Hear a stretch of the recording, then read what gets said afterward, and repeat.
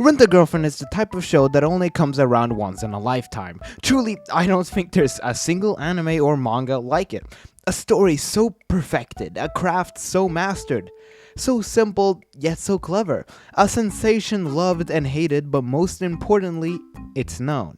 It's known by you. It's known by me. You clicked on this video after seeing the title, after seeing the thumbnail. You know what I'm here to talk about, whether you're here to be angry, or if you're interested to hear me out, or if you're one of the few insane individuals that actually enjoy this piece of shit, I welcome you to my video about why Rent a Girlfriend is actually genius.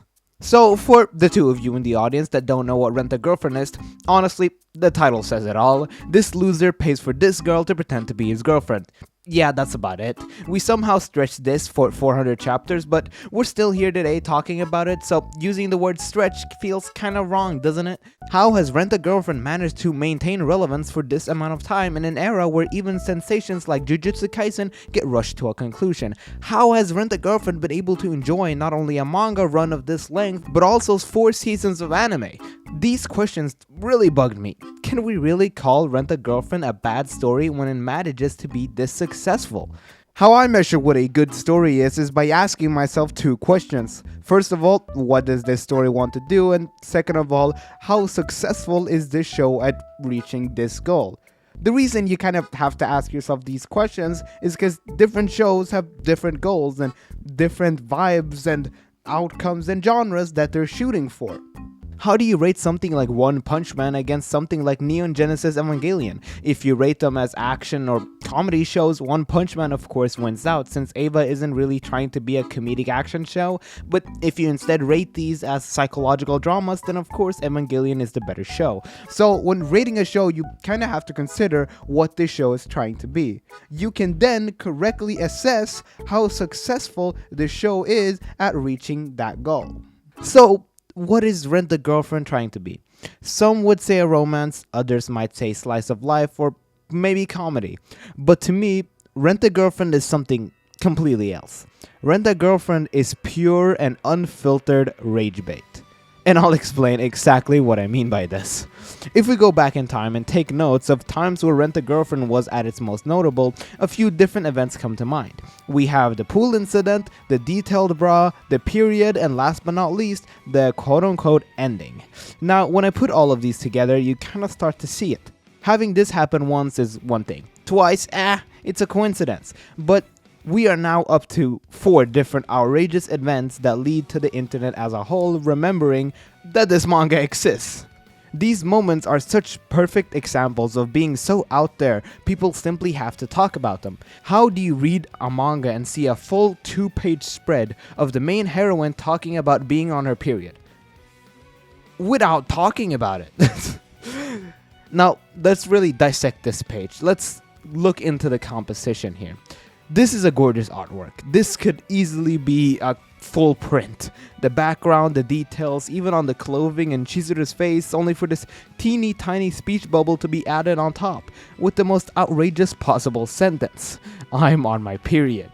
The way the composition is drawn as well drags you away from the speech bubble at first. You're immediately dragged to Chizuru's face being the main focal point. The composition forces you to face how good this artwork is before you are then disappointed with the reason it exists being simply for this sentence. Of course, people will talk about it. It's honestly too funny not to talk about. This is how Rent a Girlfriend keeps being talked about even today. 4 of these moments spread among 400 chapters. If these moments were too frequent, they would lose all their meaning. Like, example, when watching JoJo's Bizarre Adventure, eventually you just become numb to all the random bullshit that happens because it's just kind of happening all the time. It becomes the norm. But Rent a Girlfriend is different. Most of Rent a Girlfriend is honestly absurdly fucking boring. So let's say you've seen a page like this, or this on your Twitter timeline. You've heard people talk about Rent a Girlfriend here and there, and you've seen this fuck-ass manga get a new anime every other season, so you finally decide to check it out. What you are then greeted to is the most boring, repetitive slog of a story, and yet, it's genius. I've read around 240 chapters of Rent a Girlfriend myself. Now, you might be asking, well, why only 240? At that point, why shouldn't you read all 400. Like, why not commit? Well, I did commit. Because 240 was how many chapters were out at the time that I did read Rent a Girlfriend. I read it all. Rent a Girlfriend is so incredibly impossible to put down once you've picked it up. Not because it's interesting or because it's good, but because it just pisses you off. Let me take you through the cycle of the average Rent a Girlfriend arc. Chizuru says something vague. Kazuya then spends an eternity overthinking this very simple sentence. Maybe this means he has a chance with her. Maybe she actually likes him after all.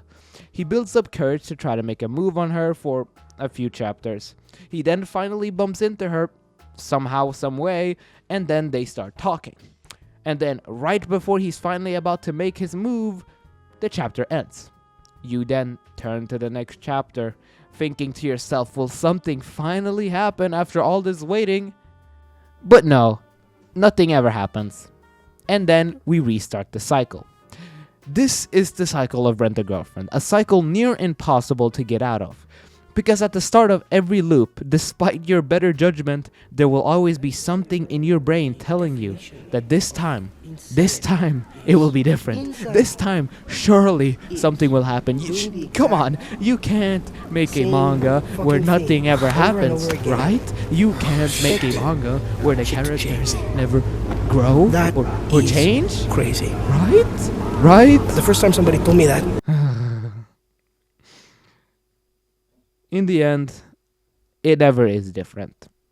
Now, the cherry on top of Rent a Girlfriend is the author himself. The author who wants you to believe none of this is on purpose. You might have seen some of these images on the internet. These are official artworks that the author of Rent a Girlfriend has published with captions where he kind of pretends like Chizuru is his real-life girlfriend. He also has a life-size Chizuru statue that he takes out on dates. Yeah, as insane as this all sounds, this is all an elaborate character that this author has created to seal any doubts that you might have that this story isn't on purpose. He creates this character of some crazy virgin degenerate that spends all his time writing this self-indulgent trash, and that is why Rent a Girlfriend is so bad, right? We are laughing at him and how dumb he is and how pathetic he is and how his manga sucks. Surely he isn't the one laughing at us. In reality, the Rent a Girlfriend author is a married man with a child.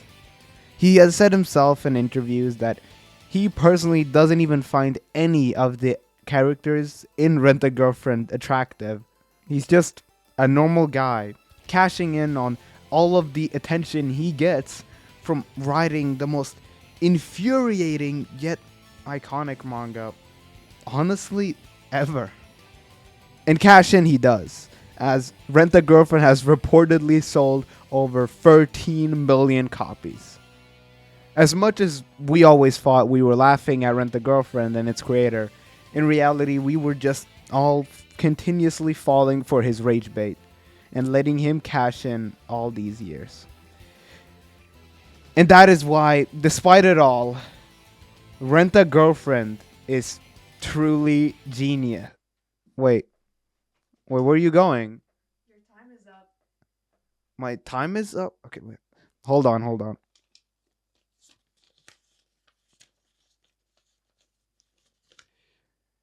Here you go.